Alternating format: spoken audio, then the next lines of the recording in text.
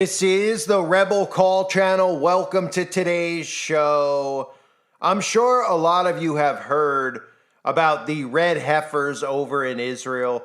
This is a story I touched on back when it was first announced that these red heifers were transferring from Texas and going over to Israel. Well, now the story is picking up a lot more steam, and that's because we even have the altar assembled for the sacrificing of the red heifers. And I want to cover this story so people out there have an understanding of what needs to happen, what this means for all of us, what this means for humanity, and of course, what this means for the Antichrist. So let's start with the overall understanding of the verse in the Bible that talks about the sacrificing of the red heifers. In the book of Numbers, chapter 19, verse 1 through 3. Now the Lord spoke to Moses and to Aaron, saying, "This is the statute of the law that the Lord has commanded. Tell the people of Israel to bring you a red heifer without defect, in which there is no blemish, and on which a yoke has never come. And you shall give it to Eleazar the priest, and it shall be taken outside the camp and slaughtered before him." The sacrificing of the red heifer coincides with the building of the third temple, which coincides, of course, with the preparing of the Jewish Messiah. Now, this is where people need to understand, especially Christians. The Jewish Messiah is the Antichrist. It should be very simple for people to understand. Christians who are watching this stuff go down need to understand that the Messiah that the Jews are going to worship is the Antichrist.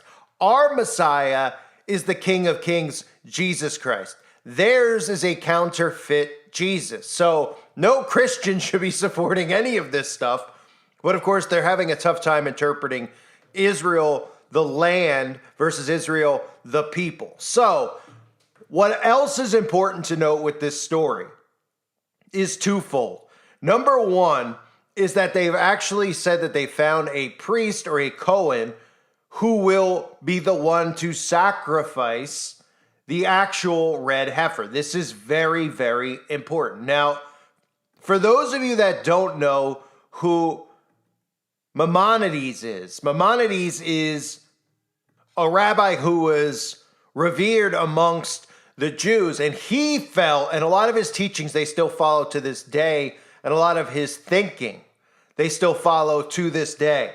And he believed, Rabbi Maimonides taught that the 10th red heifer would be sacrificed by the Messiah himself. That's interesting to note. Now, that doesn't mean that that's 100% truth, but this is taught amongst many of the Jewish people, that the priest who was to, or the Cohen who was to do the actual slaughtering of the red heifer would in fact be the Messiah himself. So in other words, we could view that as, well, the person who will be doing, the Cohen or the priest who will be doing the sacrifice could in fact be the Antichrist. Now, this is just theory according to Maimonides, but it's something that we all need to keep our eye on. And as I say that, now we can all look at this post from the Temple Institute. A Cohen fit to perform the red heifer ceremony. Now, of course, that doesn't look like what we'd all envision the Antichrist to look like. There's a lot of people who have a lot of theory studies already here, who he can, in fact is, who he could potentially be. I totally understand that. I am not saying that this is the Antichrist. In fact, there couldn't maybe be a less intimidating Antichrist. I mean, I might be able to sneeze and knock this guy over, but this says the young Cohen in a photo visiting the red heifer candidates in Shiloh is fit to perform the red heifer ceremony. He came into the world via home birth, has never set foot in a hospital or cemetery, and therefore considered by Jewish law to be of the highest level of Torah purity, having never contracted tamat met, which means impurity imparted by contact with a corpse. Should he opt to participate in the Temple Institute's ongoing preparations in anticipation of the renewal of the ashes of the red heifer, he will undergo intense instruction and training. Now, we need to just keep an eye on these stories for lots of reasons, right? To keep our eyes on the signs of the times, but also do not forget that when we start hearing about a lot of this stuff in the mainstream, we need to be a little bit skeptical. Now, I understand that the sacrificing of the red heifer is probably going to be something in the coming of the Antichrist that cannot be hidden.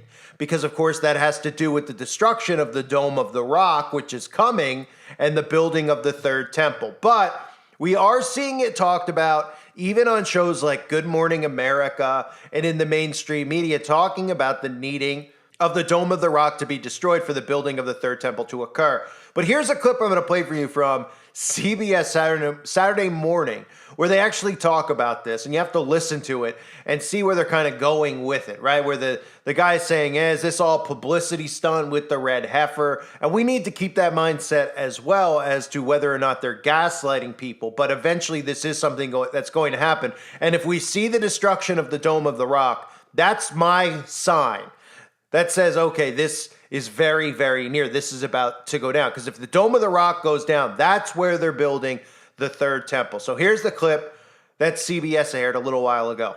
The cows he's talking about at a secure, undisclosed location are these red heifers, to be precise. Some Jews and Christians believe they're the key to rebuilding the historic Jewish temple in Jerusalem and to beckoning the Messiah. To understand, you have to go back nearly 2,000 years when the ancient Romans destroyed the last temple in the city. To rebuild it, these believers point to the Bible's book of Numbers. It commands the Israelites to sacrifice a red heifer without defect or blemish, and that has never been under a yoke. Only then can the temple rise again. Caring for them on an Israeli settlement in the West Bank is Yitzhak Mamo. So we have here, after a long research, we find in Texas. In Texas? Texas, United States of America. Texas Red Angus, flying them 7,000 miles to Israel. This is not a publicity stunt. What do you mean? Meaning, this is something you take very seriously. Harry Potter is a good story. The Bible is not story. The Bible is a way of God to lead us. A massive altar already awaits, where the heifers are to be burned. According to some believers, the ceremony needs to be performed right here on the Mount of Olives, looking directly into where the temple once stood. But something else now stands in its place. The Dome of the Rock and Al-Aqsa Mosque, among the holiest sites in Islam.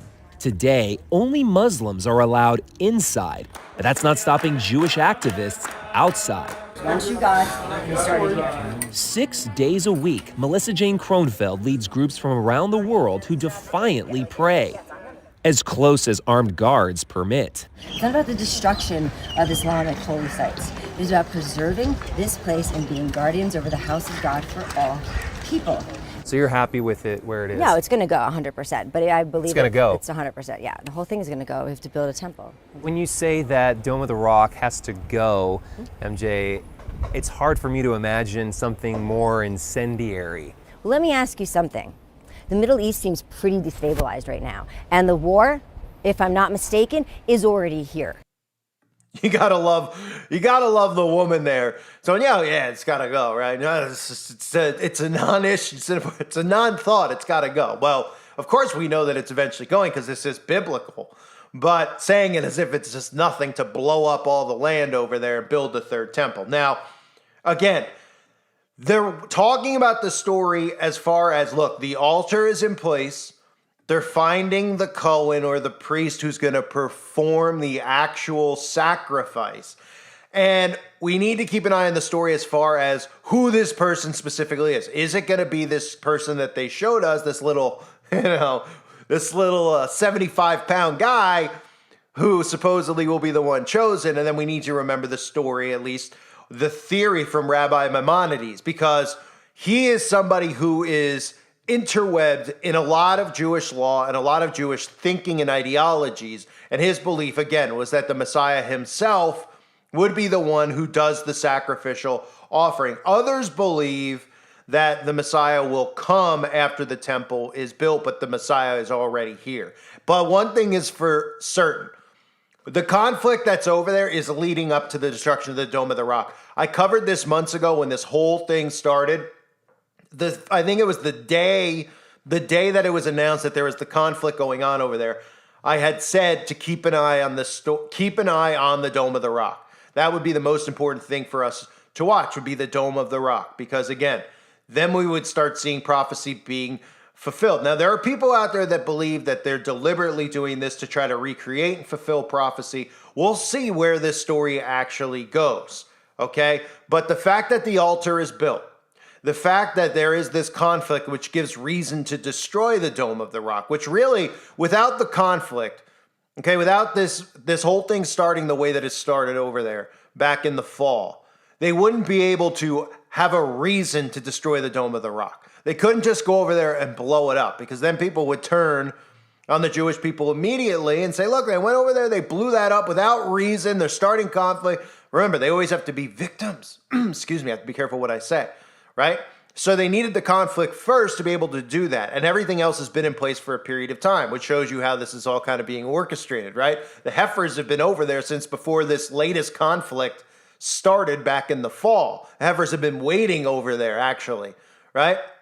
The altar itself being built simultaneously while the conflict is going on. And of course, now the announcing that they're searching for, and they may have found the person who can perform the ritual, who in fact could be Antichrist. And again, lots of Christians out there are not understanding that the Jewish Messiah is the Antichrist, the one that they're going to worship. I don't know what they think, right? Because we all know the Messiah is Jesus Christ, the King of Kings. He is the Messiah, the true Messiah.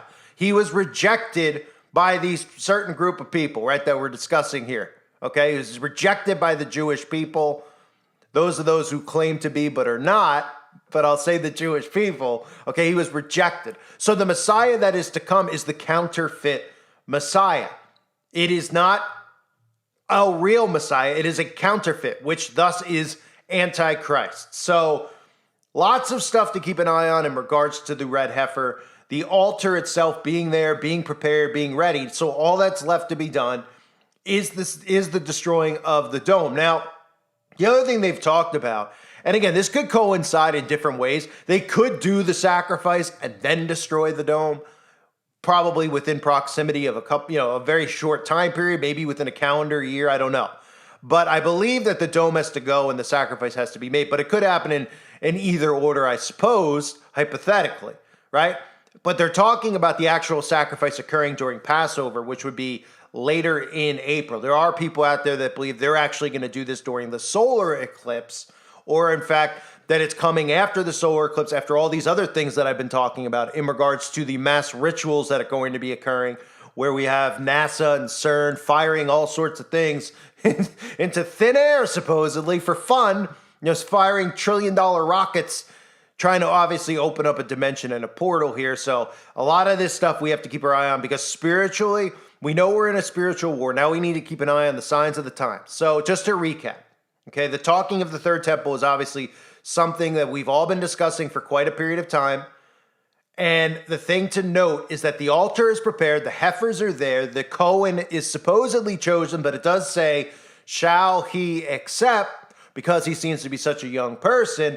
And of course, we don't know if he's accepted it or not, but he's been taken to this secret location, which doesn't seem so secret, by the way. They're like, it's a secret location, yet it's on Good Morning America. Go figure, right?